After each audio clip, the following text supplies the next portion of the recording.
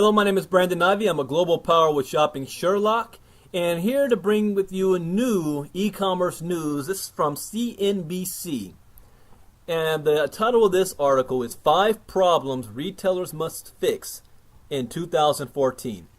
Here's how it starts. Amid aggressive discounting, little foot traffic, a shorter holiday season, and severe weather, the end of 2013 was disappointing for retailers. Now, with barely any time to catch its breath, the industry is bracing for even larger sea changes, such as mounting privacy concerns after massive data breaches and retailers' desire to wean consumers off discounts. Sea changes. Now, where have we heard that term before? Well, just a few days ago, Howard Schultz, the owner and CEO of Starbucks, said that retailers are undergoing a fundamental sea change in the way business is being done. I like to call it this. Right now, we are at the golden age of a fundamental economic shift in wealth in our history. The biggest fundamental shift in wealth in our history. Now, as the new year kicks off, retailers are smack in the middle of 3 to 5 years of major changes that will redefine the industry, said Allison Paul, Vice Chairman and U.S. Retail and Distribution Leader at consultancy Deloitte. Paul hasn't seen change like this since big box discounters such as Walmart began to gain momentum 50 years ago. I would say the last time there was this big of a change in the industry was in 1960, when many of the big boxes opened up and really opened the huge discount department store, Paul said. The biggest change before that was the invention of modern retailing in post-war America. I'm not even sure that either of those compare to this, she said. Can you, like I said, the greatest shift in history. Adding to industry-wide nervousness has been a ho-hum end to 2013. Holiday retail sales last year gained 3.8% compared to the 2012 holiday. According to the National Retail Federation, that 2013 gain fell short of its forecast, 3.9% uptick for the sector. Looking ahead to 2014, industry experts at this year's Retail Federation convention in New York had plenty of ideas for what's ailing the sector and possible solutions. Read on for their ideas. Now let's go over some of these ideas. Number 1, boring physical store experiences. E-commerce was one of the most buzzed about trends in 2013, a year that saw online sales far outpace physical store revenue gains. Despite this meteoric growth, more than 3/4 of retail transactions are still made at brick-and-mortar locations, but lately, that in-store experience sometimes has been diluted to transactions with little engagement between brands and shoppers. We started with this theme last year, and this year it seems to be resonating even more, said Paul Steinberg, Senior Vice President and Chief Technology Officer at Motorola Solutions, which provides communications solutions to retailers. Experts at NRF said shopping need to be an experience, and retailers should take advantage of their physical assets to build a connection between consumers and their brand. For example, Intel's booth displayed a full-length mirror that allows shoppers to try on multiple outfits, then view, compare, and share photos of the outfit with friends. Technology from Motorola scans what items consumers bring into the dressing room. Consumers can then tap a screen to order an out-of-stock item before they change back into their clothes. A pure transaction is more efficient online, but retail is far more than just a pure transaction, said Joe Stein, Retail Industry Director at Cisco Consulting Services. Shopping using smartphones isn't great. Although e-commerce made significant strides last year, the capabilities of smartphones are still waiting to be realized. Smartphones are a great place for shoppers to browse items, but conversions to sales are very low, as of now. As a result, many retailers are exploring new ways mobile devices can be used in store. The mobile device is essentially becoming the mouse to the physical world, said Jay Yanko. That is a great analogy. I never thought of it that way. Managing principal of retail for Verizon Enterprise Solutions.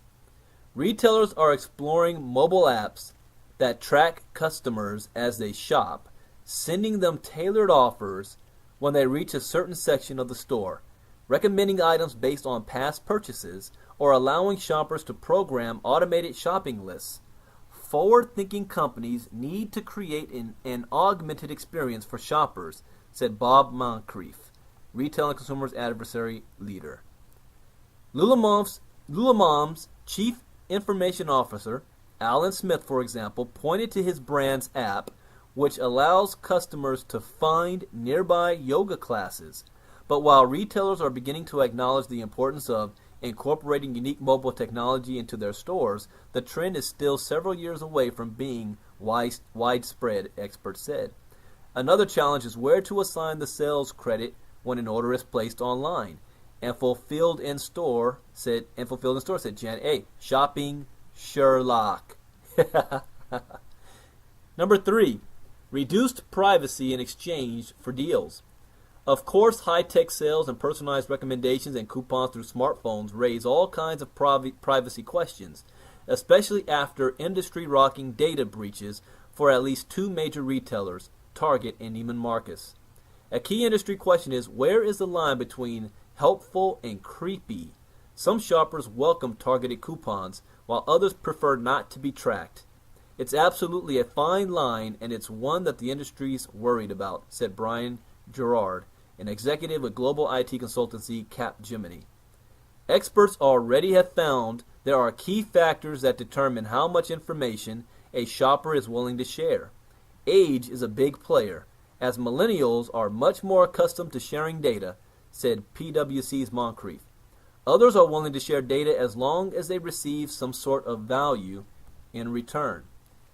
According to a study by Cisco, 52% of shoppers are willing to share information with retailers if they get a discount on their next purchase. The decision also comes down to the particular retailer, as shoppers are more willing to share information with high-end stores. The most important thing when implementing a mobile strategy is that they need to have boundaries or respect their boundaries. They need to be transparent and educational, meaning if a retailer sets up a camera in its stores, it should tell shoppers it is analyzing shopper behavior, not tracking each person as an individual. They also need to set up a method to allow consumers to opt out of these services. Too much discounting hurting the bottom line. Discounts plagued retailers this holiday, as lower foot traffic had caused stores to slash prices. As a result, a laundry list of retailers have lowered their earnings guidance for the current quarter for 2013. And according to a note from Morgan Stanley analyst Kimberly Greenberger, many stores do not expect the intensely promotional environment to end in 2014. One way to end this endless hunt for discounts is to innovate on products and unveil new must-have apparel items. If retailers want to be around for a long time, innovation is key. But also a good idea is probably worth exploring if you want to continue to differentiate, said DeLuxe Paul. Botched retail basics. A fancy brainstorming aside about new products and technology, 2014 largely will be about executing the basics of the industry, such as on-time delivery and shoring up security. Many at NRF also emphasize that data breaches not only have an impact on the stores that were directly affected, but on the industry as a whole. Industry leaders called for a move away from unencrypted magnetic strip cards found on most credit and debit cards. It's not about one, it's about everybody.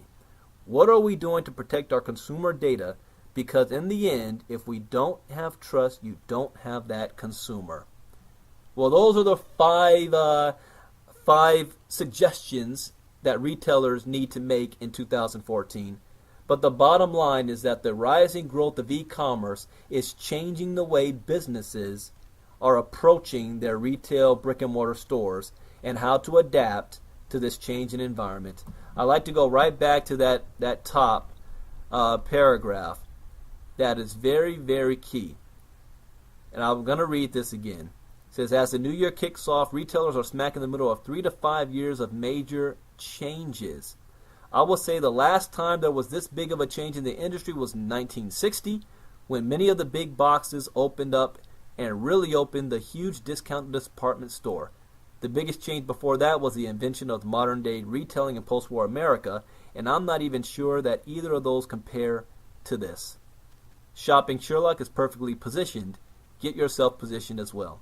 My name is Brandon Ivey, Global Power with Shopping Sherlock. Bye-bye.